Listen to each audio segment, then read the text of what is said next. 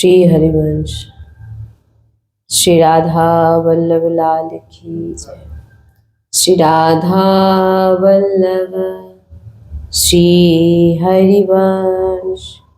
राधा वल्लभ श्री हरिवंश। वृंदावनेश्वरी तवैव पदारे वृंदम प्रेमामृतिका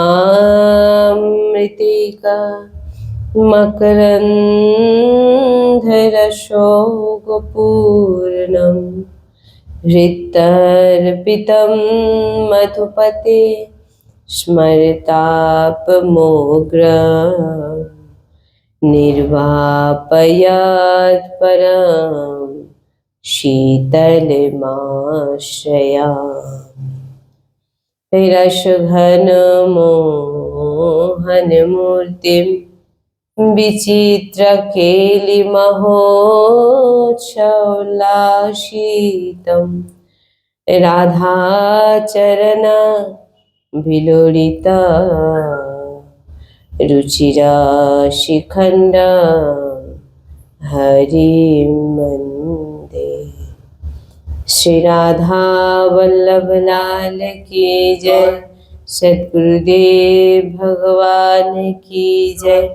वृंदावन बरसाना धाम की जय। महाप्रभु श्री हरिवंश जी महाराज की जय। श्री यमुना रसरानी की जय। समस्त सहचरी वृंद की जय। जय जय श्री हरिवंश। श्री हरिवंश।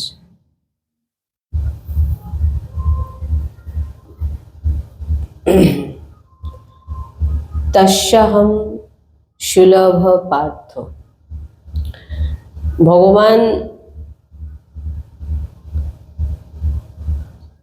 भगवान के দুর্লভ প্রাপ্তি দুর্লভ বলে জানালেও এখানে তিনি নিজেকে সুলভ বলছেন যে আমাকে প্রাপ্তি করা যেতে পারে, কিন্তু ভগবান জগতের জন্য দুর্লভ নয়, বরং তার তত্ত্ব জেনে, তিনাকে জেনে, ভগবানকে জেনে ভগবানের শরণাগত হওয়া ভক্তই হচ্ছে দুর্লভ। স্বয়ং ভগবান বলছেন, ভগবান মহাত্মাকে দুর্লভ বলে জানলেও বলছেন এখানে তিনি নিজেকে সুলভ বলছেন। এর অর্থ হলো যে ভগবান জগতে দুর্লভ নন, তিনি দুর্লভ নন, কিন্তু তিনাকে জেনে, তিনার কথা জেনে, তিনার তত্ত্ব জেনে শরণাগত হওয়া ভক্তই হচ্ছে দুর্লভ, ভগবান বলছেন। কেননা ভগবানকে খুঁজলে সর্বত্র পাওয়া যায় না, সর্বত্র পাওয়া যায়, কিন্তু তার প্রিয় ভক্তকে প্রাপ্তি, তার প্রিয় ভক্ত, তার শরণাগত ভক্তকে পাওয়া অতি দুর্লভ। বলছেন হরি দুর্লভ নাহি জগৎ মে, হরিজন দুর্লভ হোয়ে, হরি হেরা সব জগ মিলে, হরিজন কহি এক হোয়ে। বলছেন ভগবান কৃপা করে মনুষ্য জন্ম প্রদান করেছেন, সেই শরীরের সাহায্যে জীব নানা যোনি এবং নরকেও যেতে পারে, কিন্তু ভক্ত কৃপা করে ভগবানকে পাইয়ে দেয়। বলছেন ভগবান কৃপা করে আপনাকে মনুষ্য জন্ম প্রদান করেছে, আপনাকে মনুষ্য জন্ম দিয়েছে, দেহ দিয়েছে, সেই শরীরের সাহায্যে জীব নানা রকম কর্ম করে নানা রকম যোনি প্রাপ্ত হয় এবং নরকেও যেতে সে পারে, কিন্তু যদি ভক্ত কৃপা করে ভগবানকে সে কিন্তু পাইয়ে দেয়। আর এমন ভক্ত বলছেন পাওয়া অতি দুর্লভ, যে ভগবানকে প্রাপ্তি করিয়ে দেবে। हरि से तू जनी हेत कर, कर हरि जान से हेत, हरि रीझे जग देत है, हरिजन हरि ही देत। বলছেন যে যে হরি ভক্ত, ভগবানের হৃদয়ের ভক্ত, সত্য ভক্ত, শরণাগত ভক্ত, হ্যাঁ, অতি দুর্লভ হয়ে যায়। বলছেন যে ভগবান বলছেন আমাকে প্রাপ্তি করা কিন্তু কোনো কষ্টের বিষয় নয়। আমাকে আমাকে তুমি প্রাপ্তি করতে পারো খুব সহজেই, কিন্তু আমাকে প্রাপ্তি করতে গেলে আমার ভক্তকে প্রাপ্তি করতে হবে। আমার এমন শুদ্ধ ভক্ত পাওয়া, আপনি এমন শুদ্ধ ভক্তের শরণাগত হলেন, আপনি এমন শুদ্ধ ভক্তের সংস্পর্শে গেলেন, তিনার বাণী শুনলেন, যে বাণী আপনাকে ভগবানকে পাইয়ে দেবে। ভগবানকে প্রাপ্তি করা দুর্লভ নয়, কিন্তু ভগবান বলছেন আমি সব জায়গায় সবসময় বিরাজমান, কিন্তু আমার ভক্ত হচ্ছে অতি দুর্লভ। আমার ভক্তকে পাওয়া, শুদ্ধ ভক্তকে পাওয়া খুব কঠিন। আমাকে প্রাপ্তি করে নিতে পারবে, কিন্তু আমার শুদ্ধ ভক্তকে পাওয়া কঠিন। আর শুদ্ধ ভক্ত যতক্ষণ না আপনি পাবেন, আপনি ভগবানের কাছে আপনার আকর্ষণ হবে কি করে? শুদ্ধ ভক্তের কাছে গেলেই তো আপনার ভগবানকে প্রাপ্তির ইচ্ছে জাগ্রত হবে, তিনি জাগ্রত করাবে তিনার বাণীর মাধ্যমে। এবারে পালন আপনাকে করতে হবে। তাই বলছেন যে শরণাগত ভক্ত হওয়া অতি দুর্লভ, আর এমন ভক্ত পাওয়াও অতি দুর্লভ। প্রথমে যে শরণাগত হয়ে গেছে, এমন শরণাগতের সঙ্গ যিনি করবে, তিনিও শরণাগত হতে বাধ্য হয়ে যাবে। কেন? তিনার বাণী, তিনার যে দিনচর্চা দেখে সে বাধ্য হবে, তিনার যে পরমাণু আছে তাকে বাধ্য করবে সেও যেন হ্যাঁ ভগবত প্রাপ্তি করতে পারে। এই জন্য বলে যে শরণাগত ভক্ত, ভগবান স্বয়ং বলছেন আমাকে সবাই প্রাপ্তি করে নিতে পারবে, কিন্তু আমার শুদ্ধ ভক্ত প্রাপ্তি করা অতি কঠিন। শুদ্ধ ভক্ত আপনি চিনবেন কি করে? এখন যা পরিস্থিতি, সব যেখানেই যান তিলক টেনে ঘুরছে, যেখানেই যান তুলসী মালা পরে ঘুরছে, তিলক পরে ঘুরছে, তুলসী মালা পরে আমিষ আহার করছে। আপনি দেখলেন এই তো তুলসী মালা পরে আছে, তিলক সেবা করে আছে, এখানে মনে খাওয়া যাবে, যে কোনো কিছু প্রসাদ পাওয়া যাবে। আপনি ভাবলেন ইনি মনে শুদ্ধ ভক্ত, দেখা গেল উনি তুলসী তিলক টেনে তিনি সবকিছু আহার করছেন। আপনি শুদ্ধ ভক্ত চিনবেন কি করে? এটাও ভগবানই কৃপা করে চেনান এবং তিনিই পৌঁছে দেন। তো তুলসী মালা পরে আমিষ আহার করে নিচ্ছে, এর থেকে বড় অপরাধ আর কিছু হয় না। সাধু সন্তের শ্রীমুখে শুনেছি আমরাও আগে এগুলো জানতাম না, যে তুলসী মালা পরে আমিষ আহার করা যায় কি যায় না, আমরা এগুলো কিন্তু এত কিছু জানতাম না আগে। যত সাধু সন্তের শরণাগত হচ্ছি, তিনাদের আশ্রয় যাচ্ছি, গ্রন্থ অধ্যয়ন করছি, এগুলো থেকে আমরা জানতে পারছি যে তুলসী মালা গলায় রেখে অভক্ষ্য পদার্থ নিচে নামানো কিন্তু অপরাধ। এর জন্য আপনাকে কিন্তু নরকে যেতে হবে। যখন আপনার মৃত্যুর পর আপনার যখন সবকিছু দেখা হবে, তখন দেখা হবে কি আপনি তুলসী দেবীকে ধারণ করে আপনি আমিষ আহার করছেন। বলছেন যে একে নরকে, এর জন্য হচ্ছে নরক শ্রেষ্ঠ। কারণ তুলসী দেবী, যে তুলসী দেবী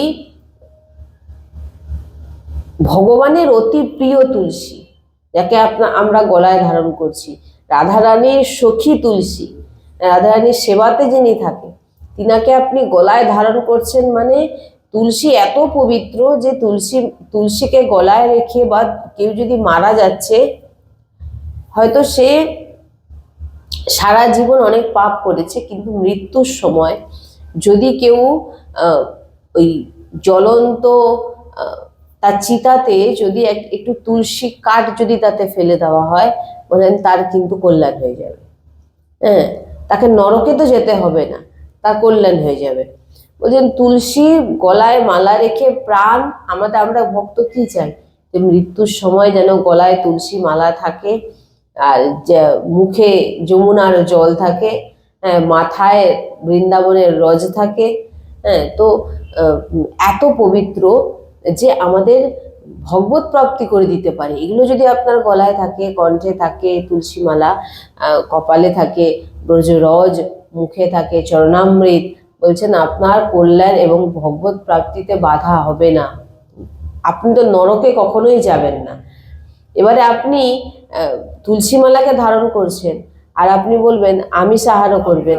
আবার এমন অনেকেও আছে বলছেন আমিষ আহার করার সময় তুলসী মালাটা খুলে রেখে দিয়ে আসি, আর খাওয়ার পর যেটা প্রসাদ হয়ে যায়, আপনি তুলসী ফেলে দিলেন মানে সেটা কি হয়, ভগবানকে নিবেদন করে দিয়েছেন, হ্যাঁ, আপনি কিন্তু প্রসাদ হয়ে গেছেন, আপনি ভগবানের প্রসাদ, আপনি কিন্তু প্রসাদী হয়ে গেছেন, আপনার কিন্তু স্ট্যাম্প পড়ে গেছে যে আপনি, দেখুন একটি স্ত্রী সে বিবাহ হওয়ার পর সিঁদুর পড়ুক আর না পড়ুক সবাই কিন্তু ওকে জানবে যে এ কিন্তু বিবাহিত।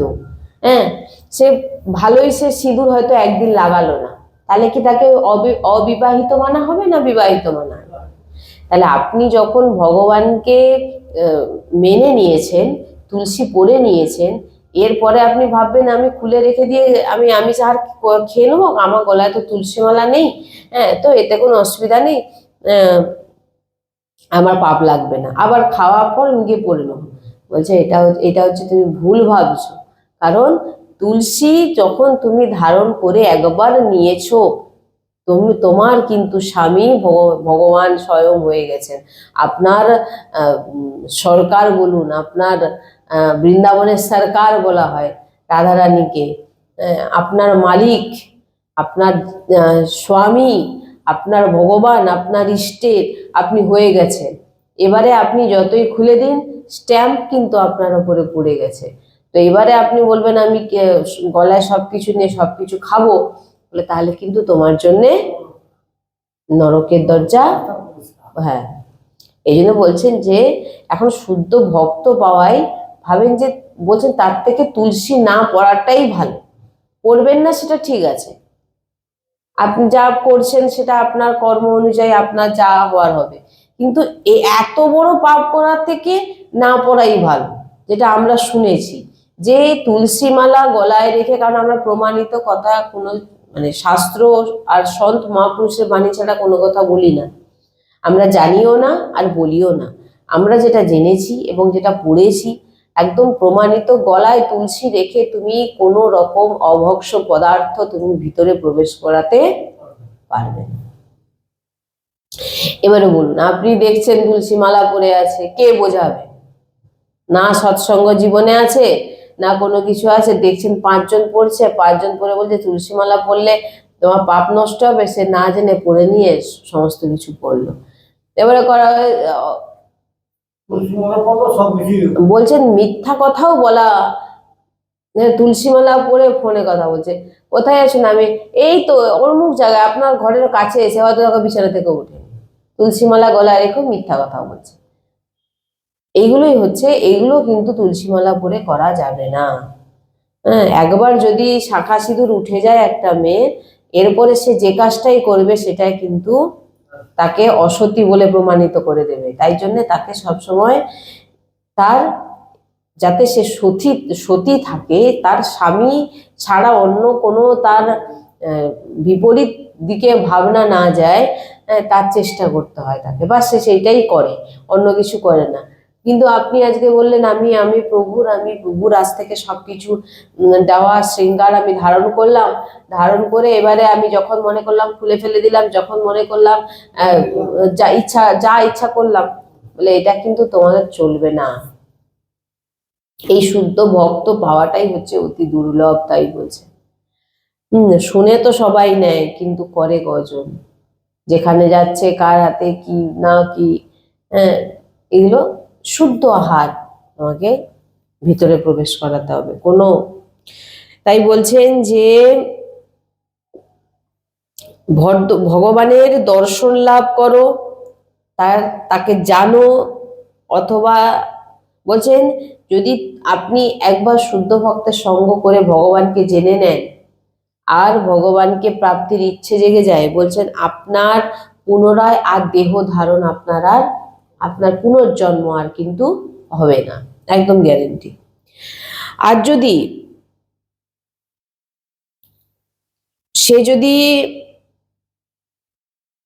তার কর্ম অনুযায়ী হয়তো সে ভগবানকে পুনর্জন্মের অর্থ মানে বোঝেন তো, পুনরায় দেহ ধারণ করা। হ্যাঁ, তা সেই দেহ শুধু যে মনুষ্য দেহ হবে সেটা নয়, বলছে যে পশু পাখি যে কোনো দেহ কিন্তু মানে যে কোনো দেহ সে যে যা যা কর্ম করেছে সেই কর্ম অনুযায়ী সে তার যে চিন্তা করতে করতে সে মরেছিল, সেই চিন্তা অনুযায়ী তার দেহ প্রাপ্তি হয়। এবার সেই তার কর্ম, তার সমস্ত কিছু বিচার করে তাকে দেহ দেওয়া প্রাপ্তি করানো হয়। সেটা মনুষ্য দেহ হতে পারে, পশু পাখি কীট পতঙ্গ বৃক্ষ যেটা হতে পারে। তো কি হয় না, ওই যে দেহগুলো সে পায়, সেই দেহ শুধু কেবল আর কেবল সে দুঃখ প্রাপ্তির জন্যই পায়। পুনর্জন্ম মনুষ্য হবে সেরকম মনুষ্য জন্মতেও সে দুঃখ পায়, এবং অন্যান্য যত জন্ম নেয় তাতেও কিন্তু সে দুঃখ পায়। কিন্তু মনুষ্য জন্মতে সে দুঃখ পায়, কিন্তু দুঃখ সহ্য করার ক্ষমতাও সে প্রাপ্তি করতে পারে তার ভজনের মাধ্যমে। আর হচ্ছে আর যাতে দুঃখ না জীবনে আসে তার জন্য সে ব্যবস্থা করতে পারে মনুষ্য দেহে। তাই জন্য মনুষ্য দেহকে অতি দুর্লভ বলা হয়েছে। হ্যাঁ, কিন্তু অন্য দেহ ধারণ করলে সেই দেহে কিন্তু সে শুধু কর্মভোগ করতে আসে আর দুঃখ ভোগ করতে আসে।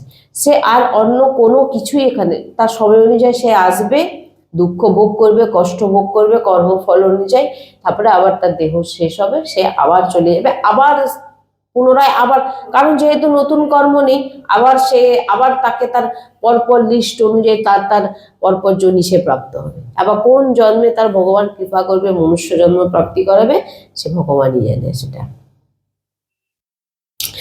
তাই মৃত্যুর পর প্রাণী আপন আপন কর্ম অনুযায়ী, নিজের কর্ম অনুযায়ী যে কোনো সে জনি প্রাপ্তি করে।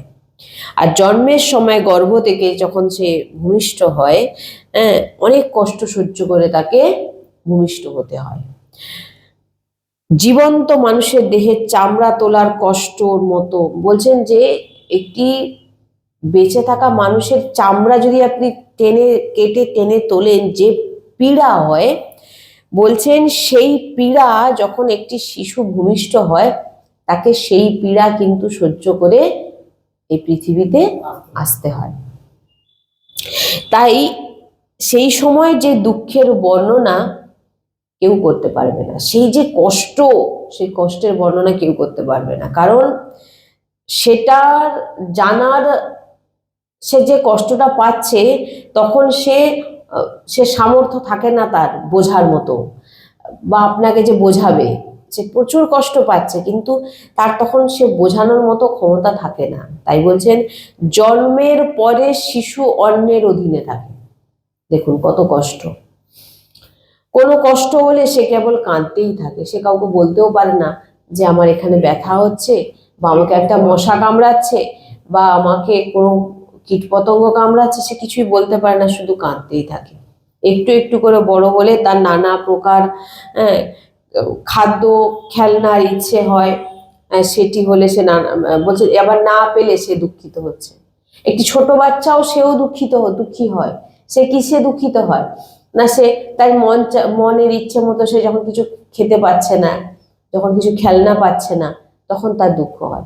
মানে এই পৃথিবীতে যে আসবে সে ছোট থেকে তার দুঃখ তাকে, একদম জন্ম থেকেই কিন্তু তার দুঃখ তাকে প্রাপ্তি করতে হয়, সে দুঃখ ভোগ করে। একটু বড় হলে লেখাপড়া, এবারে লেখাপড়া যখন করতে গেল, লেখাপড়ার জন্য প্রচন্ড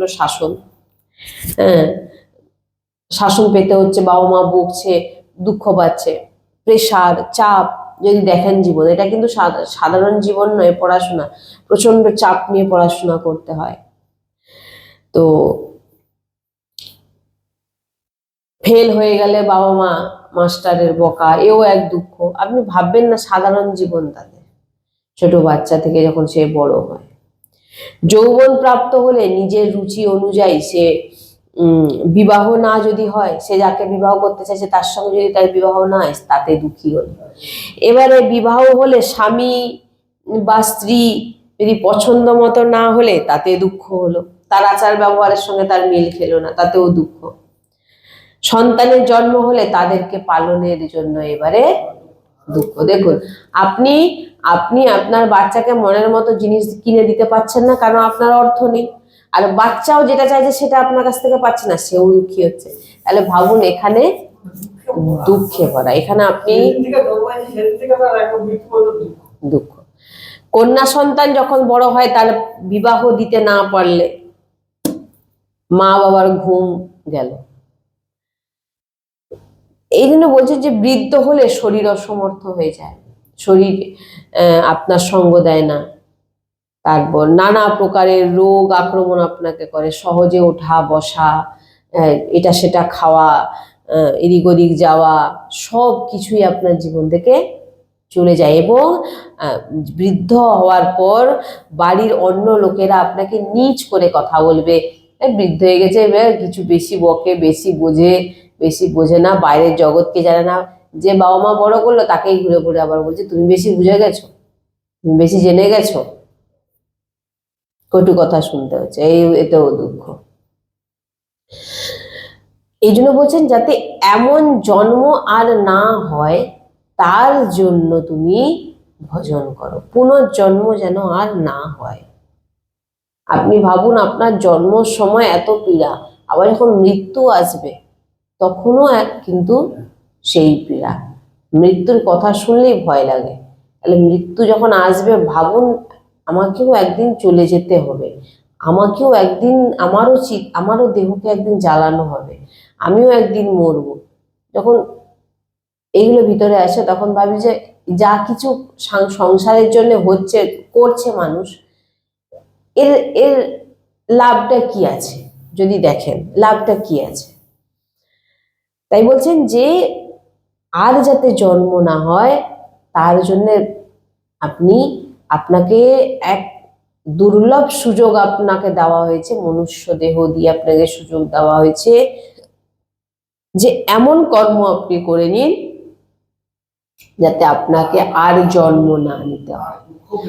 হ্যাঁ, জন্ম না নিলে আপনি দুঃখ পাবেন না, কারণ সব মূলে আপনার সব নষ্ট হয়ে যাচ্ছে। আর ওই জন্য ভগবান বলছে আমি তো সব জায়গায়, আমাকে তুমি সব জায়গায় পাবে, কিন্তু আমার তত্ত্ব জেনে আমার শরণাগত এমন ভক্তকে পাওয়া অতি দুর্লভ। কারণ ভগবান তো প্রত্যেক জায়গায় বিরাজমান, কিন্তু আপনি তো সেটা বুঝতে পারছেন না। আপনাকে বোঝাবার জন্য দরকার শুদ্ধ ভক্তের সঙ্গ, যে সঙ্গ, যার শাসন, যার বাণী আপনাকে ভগবান আর জন্ম যাতে না হয় সেই রাস্তায় চলার মার্গ আপনাকে তিনি দেখিয়ে দেবেন, এবারে চলতে আপনাকে হবে। তাই পশু পাখিদের যদি দেখেন, ঝড় বৃষ্টি, কত কষ্ট পাচ্ছে তারা, রোদে তারা বসে আছে, কোনো সময় খেতেও পাচ্ছে না, না ভগবান সবার ব্যবস্থাই করে রেখেছেন, কিন্তু তাদের জীবনে কত কষ্ট দেখুন। আপনি ঝড় হলে ঘরের ভিতর ঢুকে দরজা লাগিয়ে দিচ্ছেন, বাজ পড়ে তারা গাছের মধ্যে বসে আছে, একটা কুকুর বিড়াল এরা দেখুন ঝড়ে বাইরে এদিক ওদিক ঘুরছে, জায়গা নেই, স্থান নেই, কত তাদের জীবনে কষ্ট।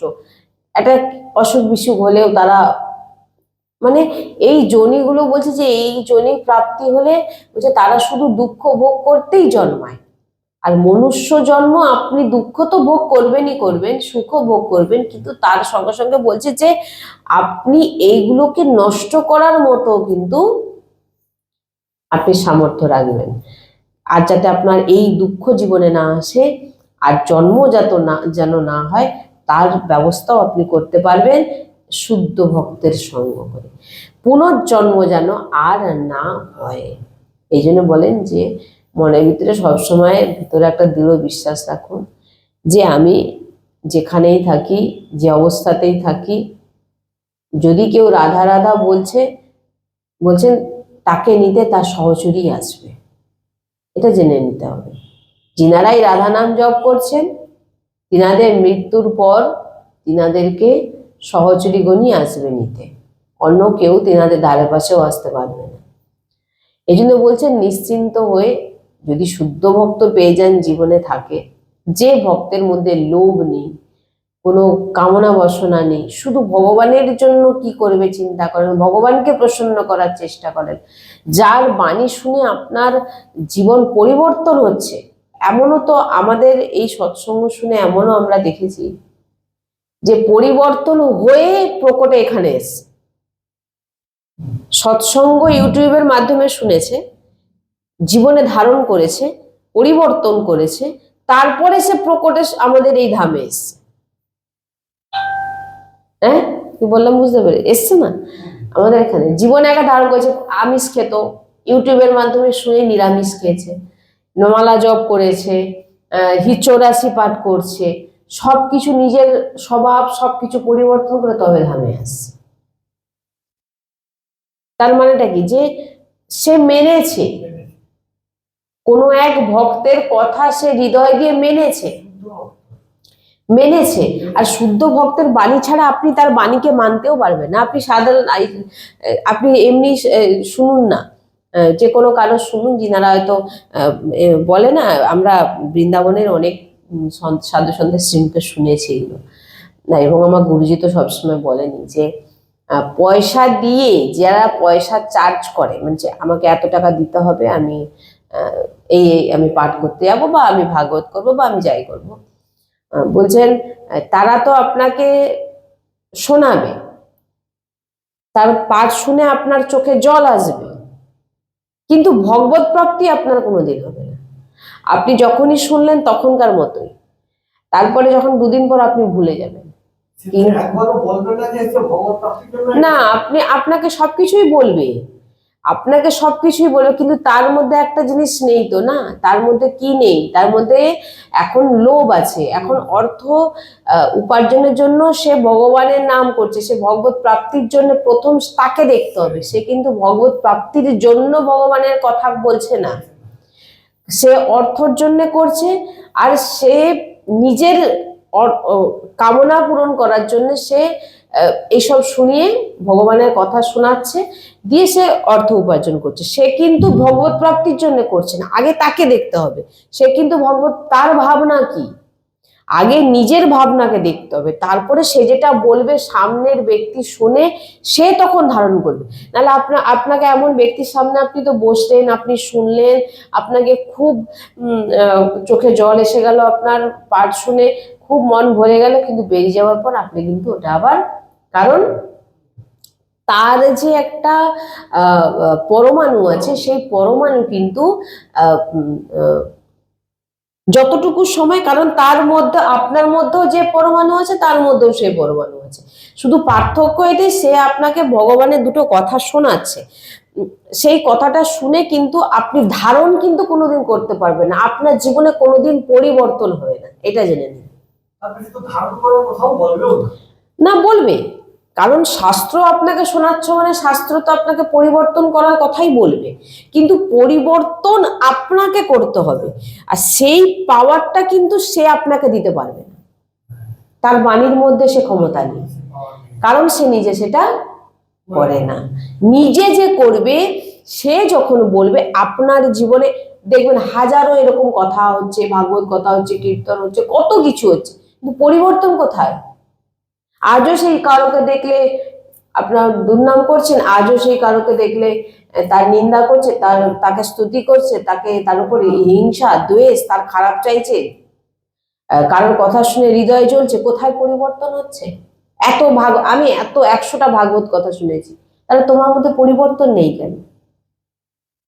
কারণ তুমি প্রথম যার কাছে শুনেছ তাকেও দেখতে হবে, আর ধারণের বিষয় বোঝেন, যে আপনি তো ধারণ যে করবেন, তার জন্য আপনাকে যার আশ্রিত, আপনি যার কাছে বসে আপনি শুনছেন, তাকেও সেরকম হতে হবে।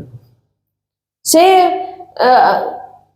তার জীবনে হয়তো দেখা গেল প্রচন্ড যন্ত্রণা, বেদনা, দুঃখ, সে জ্বালায় জ্বলছে, লোভ, কাম, ক্রোধ, লোভ তাকে জ্বালাচ্ছে।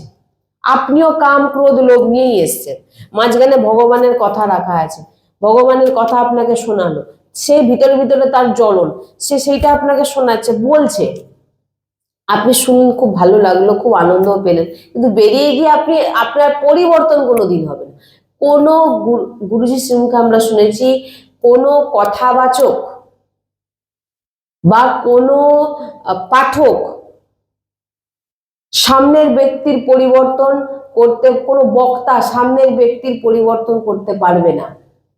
কারা মানে কারা আপনাকে পরিবর্তন করতে পারবে? এমন কথাবাচক যিনি নিজের জীবনে ধারণ করেছে, এমন বক্তা যিনি নিজের জীবনকে আগে পরিবর্তন করেছে, তারপরে সে শোনাচ্ছে, তবেই সামনের ব্যক্তি যে শুনছে তার পরিবর্তন আসবে, নাহলে কখনো আসবে না। পরিবর্তন কোনোদিন হবে না, আপনি নিজেকে পরিবর্তন করতে পারবেন না। ভক্তি মানে নিজেকে পরিবর্তন করা, নিজের জীবনকে পাল্টে দেওয়া। কিভাবে পাল্টাবেন? শাস্ত্র অনুযায়ী চলবেন। তো যে শোনাচ্ছে আপনাকে, সে যদি শাস্ত্রের বিরুদ্ধে আচরণ করে, তাহলে আপনাকে, আপনি শুনে আপনিও সেই জিনিসই করবেন। সেই পরমাণুও নেই, আর তার বলার মধ্যে যে পাওয়ারটা থাকবে সেটা তো ভাগবতিক পাওয়ার, আর সেটা ভগবানের নাম জপ, নিজের দিনচর্চা, নিজের চরিত্রে, নিজের মধ্যে থাকতে হবে। তবেই আপনি একটা একটা বাণী বলবেন, সামনের ব্যক্তি নিতে বাধ্য। কাটার মতো লাগবে, 5টা বললে একটা তো জীবনে লাগবে।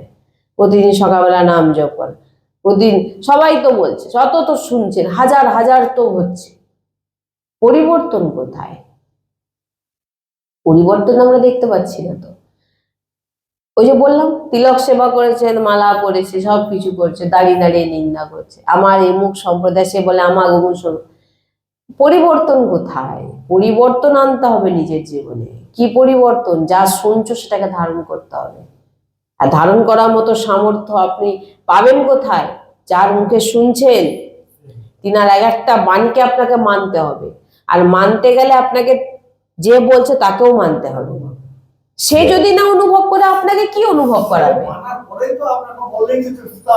হ্যাঁ, এবারে আপনাকে ধারণ করতে হবে, ধারণ করবেই, মানে ধারণ আপনার হবেই। কখন হবে? যদি যে বলছে সে যদি করে। হ্যাঁ, পরমাণু তো অবশ্যই, তার যে বাণীতে এমন পাওয়ার থাকবে যে আপনাকে বারবার ভুল করার সময় ওই বাণী কানে বাজবে, এটা না বলেছিল, ওটা না, কিন্তু যিনারা করে না, তিনাদের কথা আপনার কানে বাজবে না, আপনারা দেখে নেবেন এটা আপনার কানে। কিন্তু আপনি এমন যিনারা এই মার্গে চলছে এবং একদম নিষ্ঠাভাবে এই ভগবত প্রাপ্তির জন্য নিজে চলছেন এবং অপরজনকে শোনাচ্ছেন, এমন ব্যক্তির সঙ্গ যারা করবে, আর বাণী যারা, আপনি শোনার পর যখন ওই কাজটা করতে যাবেন, যে বাণীটা শুনে এসছেন আপনার কানে লাগবে, আপনি না, এটা তো ঠিক না, কিন্তু আপনি যে অনুভব করেনি তার কাছ থেকে যদি আপনি শোনেন, আপনার বারবার ভুল করলেও আপনার সেটাতে বাধা আসবে না। কারণ বাণীতে একটা ভাগবতিক পাওয়ার থাকে। হ্যাঁ, সেই পাওয়ারটাকে আগে যিনি বলছেন তাকে আগে ধারণ করতে হয়। ধারণ না গেলে, আমি আপনাকে বলে দিলাম এই তুলসী মালা পরে নিরামিষ খাবেন, আমিষ আহার করবেন না, কিন্তু নিজে সবকিছু করছি, তাহলে আপনি অপরকে জ্ঞান দিলে সেই জ্ঞান কিন্তু কাজে লাগবে না। এই জন্য বলছেন যাতে আমাদের আর পুনর্জন্ম না হয়, আমরা যাতে আর জন্ম না নিই, তার জন্য বলছে। ওই জন্য ভগবান বলছেন আমার শুদ্ধ ভক্ত পাওয়া অতি দুর্লভ। আজকে যদি আপনি দিনে দেখেন, আজকের দিনে যদি আপনি একটু দেখেন, যদি হিসাব করেন, লক্ষ লক্ষ ভাগবত কথা হচ্ছে, লক্ষ লক্ষ ভাগবত পাঠ হচ্ছে, সৎসঙ্গ হচ্ছে, ধারণ করছে কজন সেটা দেখুন। হিসাব করে দেখবেন, সঠিকভাবে ধারণ করছে তো খুব কম জনই, খুব কম জন।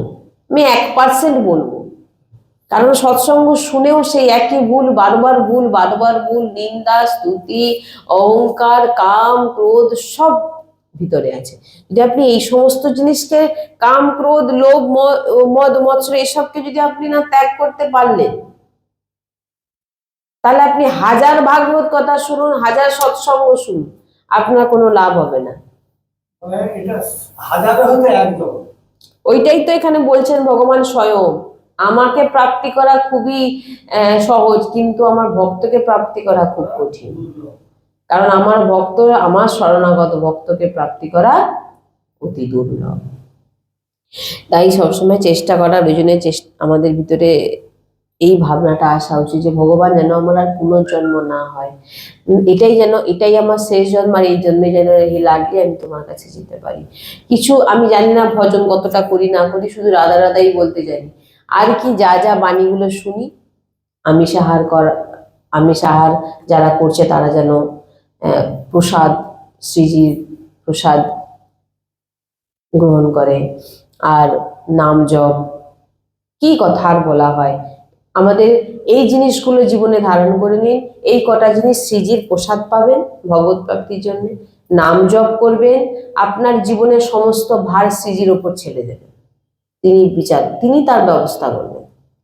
আর 4 নম্বর হচ্ছে কারোর নিন্দা কোনোদিন করবেন না, কোনো বৈষ্ণব অপরাধ কোনোদিন করবেন না। আর এদিক ওদিক অসৎ সঙ্গ করবেন না। আর আপনাকে কিছু বলা হচ্ছে না, এইগুলোই আপনি করুন। প্রথম আহার, সঙ্গ, আপনার বাণী সব থেকে বেশি। হ্যাঁ অবশ্যই, সৎসঙ্গ না পেলে আপনি বোঝেন না, রাম প্রথম ভক্তিকেই তো শ্রবণ বলা হয়েছে। না শুনলে আপনি কখনো ভগবানের কাছে ভগবত প্রাপ্তি হবে না। আর শুনবেন যার মুখে, তিনাকেও আগে অনুভবী হতে হবে, তারপরে আপনাকে অনুভবী মানে কি, তিনার বাণীর মধ্যে পাওয়ার মানে কি, তিনি যেটা করছে সেটা আপনাকে বলবে। এবারে তিনার বলার মধ্যেও তেমন পাওয়ার থাকা উচিত, তবে তো। ওই যে আমি তাহলে কি বললাম, আমাদের গুরুজি বাণীতে আমরা শুনি যে যত দূরেই থাকুক সে যদি বাণীকে মেনে নেয়, যত দূরেই থাকুক, ওই জন্য বলে না কাছে ভেড়ার দরকার নেই, বেশি কাছে থাকলে কি হয় জানেন তো, দোষ দর্শন হয়ে যায়। আপনি সবসময় যদি গুরুর আশেপাশে ঘুরছেন, গুরু এটা করছে, গুরু ওটা করছে, আপনি কি হলো, গুরুর প্রতি আপনার দোষ দর্শন হয়ে যাবে। ওই জন্য দূরে দূরে থাকো, দূরে দূরে থাকো, মাঝে মাঝে সৎসঙ্গ শোনো, দর্শন করে চলে যাও, ঠিক আছে। গুরুর সঙ্গে সঙ্গে থাকার চেষ্টা করলে, তার জন্য অনেক শরণাগত, অনেক গভীরভাবে থাকতে হবে, না হলে মানে অনেক ব্যাপার আছে এগুলো, না হলে আপনার দোষ দর্শন হবে। আপনি গুরু রূপে দর্শনই করতে পারবেন না, আপনার মধ্যে দোষ দর্শন এসে যাবে। আর সেই অপরাধ এমন অপরাধে লাগবে, যদি তিনি শুদ্ধ ভক্ত হয়ে থাকে আর তিনি যদি সদ্গুরু হয়ে থাকে, তাহলে আপনার দোষ দর্শন আপনাকে কিন্তু আপনার নাশ করিয়ে দেবে, মানে আপনার পতন হয়ে যাবে পুরো, আপনার ভক্তিতে আপনি এগোতে পারবেন। এই গুরু এরকম করছে, গুরুর দিনচর্চা এমন, গুরু এইভাবে চলছে, আপনার ভিতরে এই বিচারটা কি হবে, আপনার পতন আনবে। কারণ আপনি তো জানেন না তিনি কিভাবে কি করছেন। এবার আপনি তিনাকে সামনে দেখে আপনার ভিতরে দোষ দর্শন হয়ে যাচ্ছে, আপনি তো এরকম এরকম করছেন, কিন্তু আপনি তো আসল ব্যাপার কিছু জানেন না। সাধু সন্ত ভক্তের লীলারা তো আমরা আপনার সামনে তো প্রকট করার চেষ্টা করবো, আমি ভক্ত নয়। কোনো শরণাগত ভক্ত কখনোই আপনাকে দেখানোর চেষ্টা করবে না যে আমি অনেক বড় ভক্ত, সে কিন্তু সাধারণ মানুষ হিসাবে আপনার সামনে আসবে। এবারে খুব চালাক ভক্ত, না ভক্ত হয় সব থেকে বড় চতুর। আপনি লাখে একটি ভক্ত পাবেন যিনি পিওর, একদম পূর্ণরূপে শরণাগত, যিনার বাণীতে এমন পাওয়ার যে আপনি প্রত্যেক সেকেন্ডে সেকেন্ডে আপনার কানের মধ্যে ঘুরবে ওই আওয়াজ। দেখবেন কোনো কারো বাণী শুনে যদি আপনার কানে বারবার ওই কথাটা মনে হয়, আপনি কোনো কাজ করতে গেছেন যেটা হয়তো আপনি শুনে এসছেন, না বলা হয়েছে, সেটা আপনি করতে গেলে দেখবেন ওই আওয়াজটা আপনার কানে, না এটা আমি সেখানে শুনে এসেছিলাম, তাহলে জানতে হবে যে সে সেই কাজটা করেছে, মানে সেটা সে জীবনে অনুভব করেছে, সে জীবনে পালন করার চেষ্টা করেছে বলে আজকে আপনি সেটা যখনই খারাপ কাজটা করতে যাচ্ছেন, আপনাকে সেই বাণী আপনাকে আটকাচ্ছে। ওই জন্য বাণীকে বলা হয় শব্দব্রহ্ম। হ্যাঁ, অনেক বাণী সাধারণ নয়, এই জন্য বলছেন যে শুনবেন, জীবনে ধারণ করতে গেলেও অনেক কঠিন বিষয় আছে। ভগবানের জন্য বলছেন আমার শুদ্ধ ভক্ত পাওয়া অনেক কঠিন। এই জন্য বলছে যে দূর থেকে শোনো, দূর থেকে, আপনি বলুন তো কাছে বসে মানছে না, দূর থেকে ফোনে শুনে তারা নিজের জীবনে কিভাবে ধারণ করছে। আমাদেরই যে ফোনে কত ভক্ত এমন আমাদের ফোন আসে যারা বলে আমার পুরো পরিবার তারা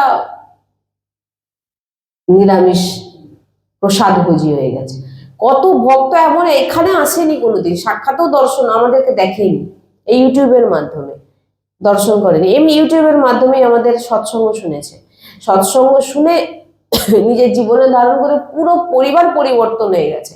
রাধা নাম জপ করছে, আমরা তো আগে কৃষ্ণ নাম জপ করতাম, এখন আমরা শুধু রাধা নাম জপ করি। কিভাবে হিচ্ছরাশি পাবো, তাদের কত চাই, মানে কত ইচ্ছে, আকর্ষণ, এগুলো কিসব আমার উপর তো আমি সবসময় মনে করি গুরু কৃপার প্রভাবে এগুলো হয়। হ্যাঁ, তো আগে নিজেকে করতে হবে, তারপরে আপনি অপরকে আপনি বলতে পারেন। নাহলে আপনি অপরকে বললে সেটা কিন্তু কাজ দেবে না, সে তো শুনে চলে যাবে, তালিও মারবে, চোখে জলও ফেলবে, বেরিয়ে গিয়ে কিন্তু সে ভুলে যাবে।